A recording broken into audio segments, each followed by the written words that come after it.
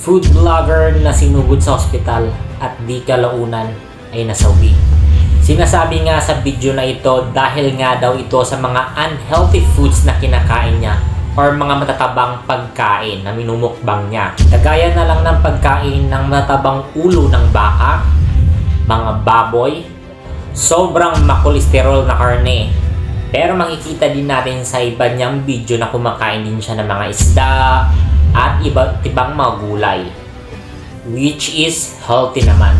Anya pa dito, sinasabi nga ng mga ibang komento dito dahil nga daw hindi ito sa mga food vlog na ginagawa niya, kundi sa mga unhealthy na lifestyle na ginagawa niya, like bisyo. Pero hindi natin malalaman ang totoong nangyari kay Kuya. Lahat ng mga komento ay based lang sa haka-haka.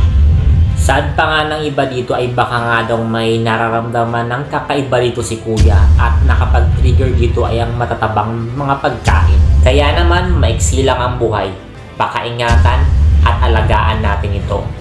Like doing exercise o mga healthy habits na ginagawa natin para manatili tayong healthy. Kaya naman kung may mali tayong mga bisyo, wag na natin gawin.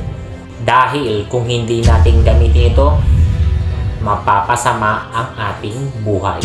Kaya naman sa magbabalak na maging food vlogger dyan, limitation is the key. Ang sobra ay nakakasama.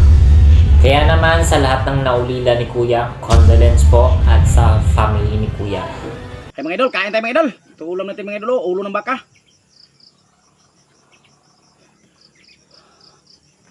Kanin natin mga idol, mais. So, sobrang lambot mga idol.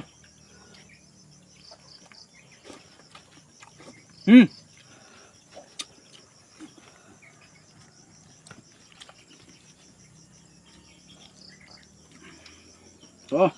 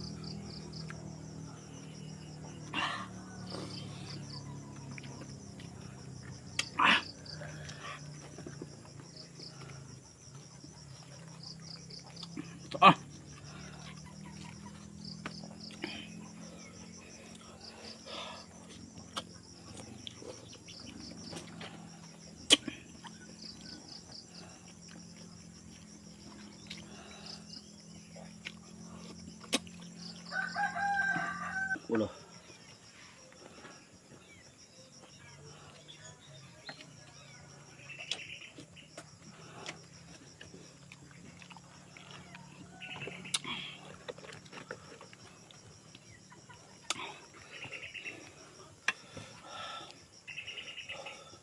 Mata.